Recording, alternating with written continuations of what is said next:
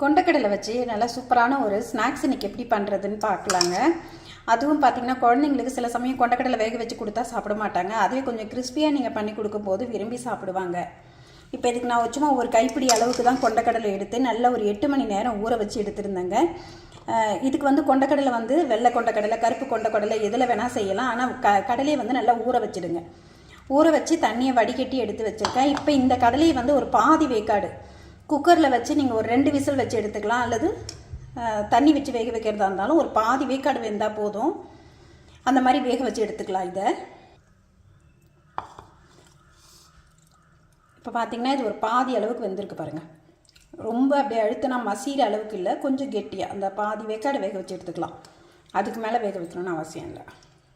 அதே மாதிரி கடலை வேக வைக்கும் போதே கொஞ்சம் ஒரு ஸ்பூன் அளவுக்கு கல்லுப்பும் சேர்த்து வேக வச்சுக்கோங்க. கடலைக்குள்ளேயும் அந்த டேஸ்ட் இறங்கிட்டு நல்லாயிருக்கும் சாப்பிட்றதுக்கு. நீங்கள் வேக வைக்கும்போது உப்பு சேர்க்காமல் வேக வச்சிங்கன்னா கொஞ்சம் சப்புன்னு இருக்க மாதிரி இருக்கும். கொஞ்சம் உப்பு சேர்த்து வேக வச்சுருங்க. இப்போ இது கூட ஒரு 1/2 ஸ்பூன் அளவுக்கு இஞ்சி பூண்டு பேஸ்ட்டு சேர்த்துக்கலாம். இப்போ கூட கொஞ்சமாக மஞ்சள் தூள், ஒரு ஸ்பூன் அளவுக்கு தனி மிளகாய் தூள் சேர்த்துருக்கேன். இதே நீங்கள் காஷ்மீரி மிளகாய் தூள் இருந்தால் அது கூட ஏற்கனவே கடலை வேக வைக்கும் போதே நான் கொஞ்சம் உப்பு சேர்த்துருக்கேன். அதனால் இப்போ வந்து இந்த மசாலாவுக்கு தேவையான அளவுக்கு மட்டும் உப்பு சேர்த்து இது கூட ஒரு 2 ஸ்பூன் அளவுக்கு அரிசி மாவு சேர்த்துக்கலாம். இப்போ இது கூட வந்து 2லேருந்து ஒரு 4 ஸ்பூன் அளவுக்கு கடலை மாவு எந்த அளவுக்கு தேவைப்படுதோ அதுக்கு ஏற்ற மாதிரி சேர்த்துக்கலாம். நான் ஃபஸ்ட்டு ஒரு 3 ஸ்பூன் அளவுக்கு சேர்த்துருக்கேன். தேவைப்பட்டால் கொஞ்சம் சேர்த்துக்கலாம். கடைசி இது கூட கரம் மசாலா ஒரு 1/4 ஸ்பூன் அளவுக்கு சேர்த்துக்கோங்க. சேர்த்துட்டு இப்போ இது நல்லா கலந்து விட்டுக்கலாம்.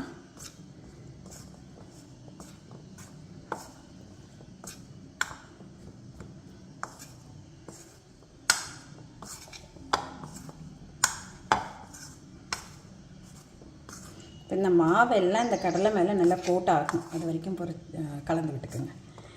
இதையே வந்து நம்ம கடலையை மசிச்சுட்டு இந்த மாதிரி செய்தாலும் நல்லாயிருக்கும். உங்களுக்கு எப்படி தேவையோ நீங்கள் அதுக்கேற்ற மாதிரி செஞ்சுக்கலாம். இது வந்து பொரிஞ்சு வரும்போது பார்த்திங்கன்னா நல்லா பாப்கார்ன் மாதிரி கிறிஸ்பியாக இருக்கும். இது சாப்பிட்றதுக்கு குழந்தைங்கள்லாம் விரும்பி சாப்பிடுவாங்க. குழந்தைங்க பாப்கார்ன் கேட்கும்போது நீங்கள் இந்த மாதிரி கடலை வச்சு இந்த மாதிரி செய்து கொடுங்க. இதுவும் நல்லா கிறிஸ்பியாக இருக்கும். சாப்பிட்றதுக்கும் நம்ம இஞ்சி பூண்டு கரம் மசாலாலாம் சேர்த்துக்கிறதுனால ஒரு மசாலா டேஸ்ட்டில் இருக்கிறதுனால குழந்தைங்க விரும்பி சாப்பிடுவாங்க. இப்போ பார்த்திங்கன்னா இந்த கடலை மேலே எல்லா மசாலாவும் நல்லா ஒட்டி பிடிச்சிருக்கு. அப்படி உங்களுக்கு பத்தலைன்னா கொஞ்சமாக கடலை மாவும் கொஞ்சம் ஒரு 1/2 ஸ்பூன் அளவுக்கு அரிசி மாவும் சேர்த்து நீங்கள் கலந்துக்கலாம். இப்போ நம்ம இதை பொரிச்சு எடுத்துடலாம். எண்ணெயில் பொரிச்சு எடுத்து கொடுக்க போகிறேன். உங்களுக்கு எண்ணெயில் பொரிக்க விருப்பம் இல்லைன்னா நீங்கள் இதை ஏர் ஃப்ரையரில் வச்சு கூட ஃப்ரை பண்ணி கொடுக்கலாம் குழந்தைங்களுக்கு. இப்போ எண்ணெய் கொஞ்சம் சூடாகிடுச்சு. இதில் நம்ம போட்டு பொரிச்சு பார்க்கலாம்.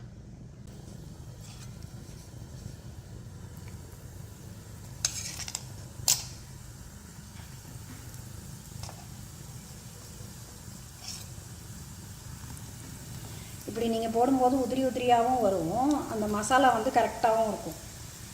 மேல் கோட்டிங் வந்து ரொம்ப பஜ்ஜி மாதிரி அப்படி இல்லாமல் அந்த மசாலா மட்டும் அந்த கடலை மேலே ஒட்டிக்கிட்டு சாப்பிட்றதுக்கு நல்லா கிறிஸ்பியாக இருக்கும். இதை போட்ட உடனே கரண்டி வச்சு கலக்காதீங்க. நல்லா அப்படி ஒரு நிமிஷம் வேகட்டும். வெந்ததுக்கப்புறம் கலந்து விட்டுக்கலாம். இப்போ பாருங்கள், இது நல்லா வெந்துட்டு பார்க்குறதுக்கு நம்ம சிக்கன் பாப்கார்ன் KFCயில் சிக்கன் பாப்கார்ன் வாங்குவீங்க இல்லைங்களா, அந்த மாதிரியே இருக்குது பாருங்கள். ரொம்ப சூப்பரான இந்த கொண்டக்கடலை பாப்கார்னை நீங்களும் குழந்தைங்களுக்கு செய்து கொடுங்க. விரும்பி சாப்பிடுவாங்க. ஒரு கப்பு கொண்டக்கடலை சாப்பிட்றவங்க நீங்கள் இந்த மாதிரி செய்து கொடுத்தீங்கன்னா குழந்தைங்க கேட்டு வாங்கி சாப்பிடுவாங்க. அவ்வளோ சூப்பராக இருக்கும். அவ்வளோ கிறிஸ்பியாக இருக்குது பாருங்கள். கொண்டக்கடலை வந்து நல்லா கொஞ்சம் பெரிய கொண்டக்கடலையாக இருக்கிறதுனால பார்க்குறதுக்கு ரொம்ப அழகான சைஸில் இருக்குது. அப்படியே நமக்கு இந்த பாப்கார்ன் மாதிரியே இருக்குது பாருங்கள். குழந்தைங்க பாப்கார்ன் கேட்கும்போது நம்ம வீட்டில் இருக்கிற கொண்டக்கடலையை வச்சு ரொம்ப கிறிஸ்பியாக இந்த மாதிரி செய்து கொடுங்க. விரும்பி சாப்பிடுவாங்க. நீங்கள் டெய்லி சுண்டல் வெவிச்சு கொடுப்பீங்க. ஒரு நாள் இந்த மாதிரி செய்து கொடுக்கும்போது குழந்தைங்களுக்கு அவ்வளோ சந்தோஷமாக இருக்குங்க. இது கேட்டு வாங்கி சாப்பிடுவாங்க பாருங்கள். நல்ல கிறிஸ்பியான இந்த கொண்டக்கடலை பாப்கார்னை கண்டிப்பாக ட்ரை பண்ணி பாருங்கள். எல்லாத்தையும் பொரிச்சு எடுத்தாச்சு. எவ்வளவு கிறிஸ்பியாக இருக்குது பாருங்கள்.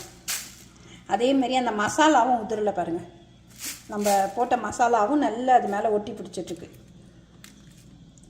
கொண்டைக்கடலை சூடாக இருந்தால் நீங்கள் அப்படியே மாவு போட்டு கலந்துக்கலாம். கொஞ்சம் கொண்டைக்கடலை ஆறின மாதிரி இருந்ததுன்னா லைட்டாக தண்ணி தெளிச்சிட்டு நீங்கள் மாவு போட்டிங்கன்னா நல்லா ஒட்டி பிடிச்சிக்கும்.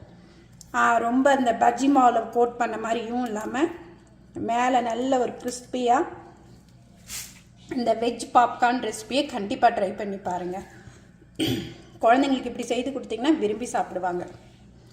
இது எவ்வளோ கிறிஸ்பியாக இருக்குன்னு பார்ப்போமா?